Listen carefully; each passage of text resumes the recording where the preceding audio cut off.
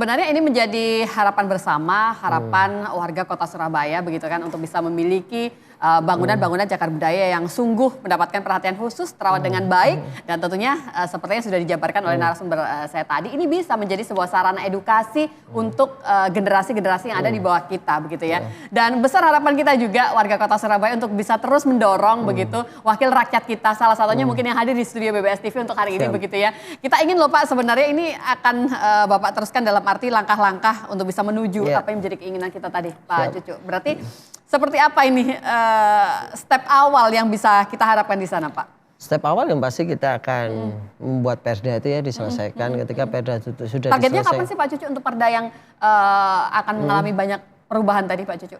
Mungkin 3 bulanan lah. Jadi kita nggak pingin berlama-lama juga karena kita sampai ini kan kejaran dengan waktu juga.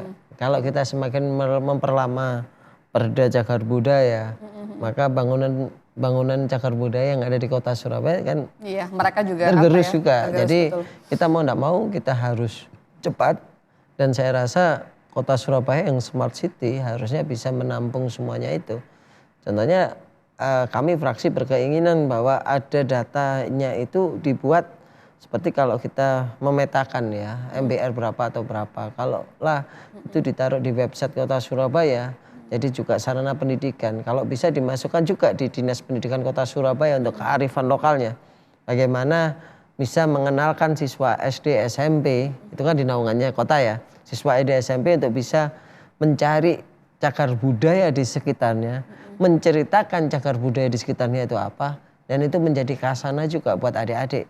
Contohnya saya ketika SMP dulu sampai sekarang, ketika SMP ya, tugas SMP dulu kalau di Surabaya itu disuruh bentuk ayam, tulang ayam saja. Jadi dagingnya dan lain-lain dibuang, kita membuat hiasan atau apa, jadi kita tahu struktur tulang ayam. Sampai sekarang pun saya masih ingat bagaimana mengambil, mencabuti daging ayam dari tulangnya. Coba anak-anak sekarang dilatih lapangan untuk mengetahui cagar budaya. Ketika ini sudah jalan ya pengelolaan cagar budaya. Jadi mereka akan mengenal betul. Oh Surabaya itu seperti ini, ceritanya seperti ini. Ternyata di Surabaya ada pahlawan yang namanya Bung Tomo yang begitu hebat.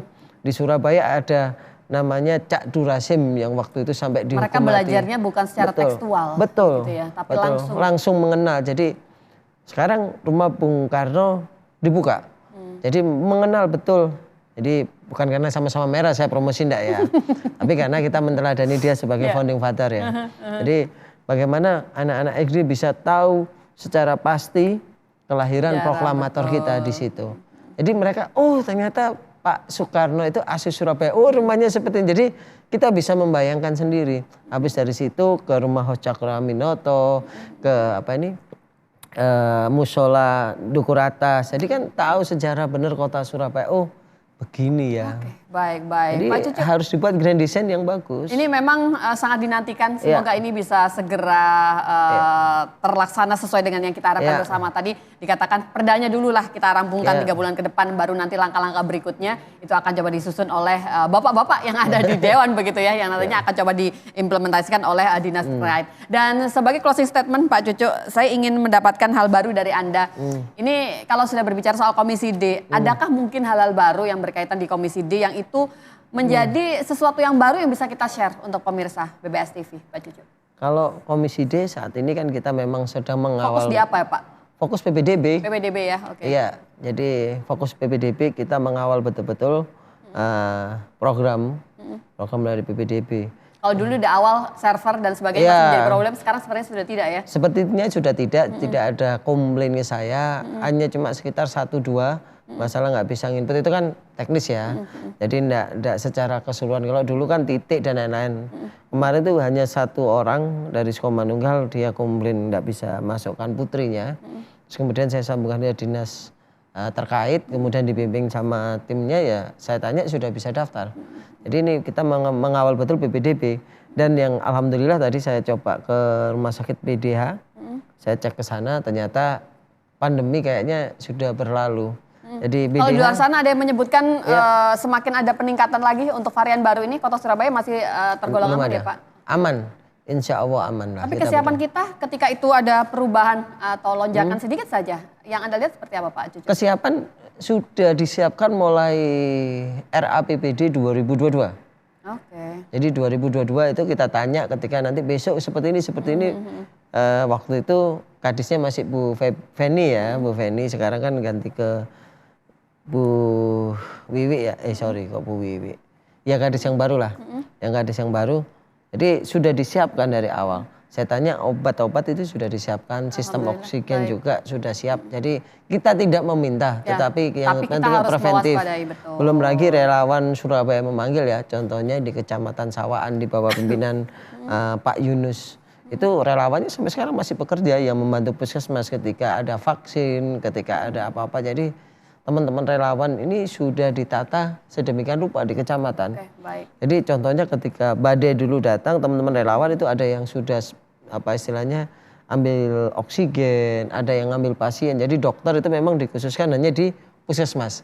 Yang data itu juga teman-teman relawan. Dan ini kan kalau orang Jawa Timur kan bilang psikologis untuk baris.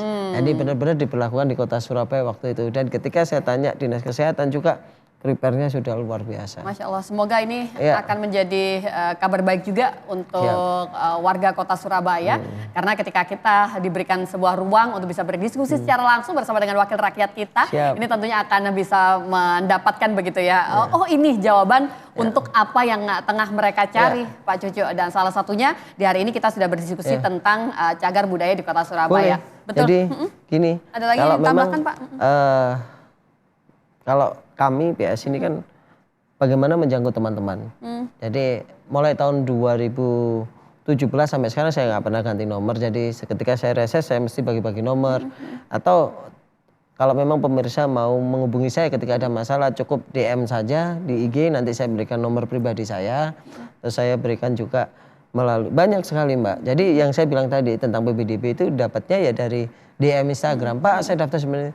Ya saya nggak kenal beliau ya, saya minta nomor teleponnya beliau, terus kemudian saya hubungi, saya pribadi pakai HP saya, terus kemudian saya arahkan ke dinas pendidikan. Jadi Ketika menemui jalan yang berdekatan buntu begitu ya. Betul, atau ketika di rumah sakit mendapat pelayanan yang kurang layak, ya nggak Silahkan mau, temui wakil rakyat Anda. Betul. Baik, semoga Siap. ini nanti bisa memberikan manfaat untuk kita bersama Pak Cucu. Insya Allah sukses selalu. Amin, Untuk amin, Komisi D amin. tentunya. Siap. Baik, untuk Pak Cucu secara pribadi. Terima kasih. Siap. Dan insya Allah kita akan jumpa kembali pemirsa dengan tema yang berbeda. Masih di program Rembuk Surabaya yang dipersembahkan oleh DPRD Kota Surabaya. Saya Li Prabowo pamit, sampai jumpa. Wassalamualaikum warahmatullahi wabarakatuh.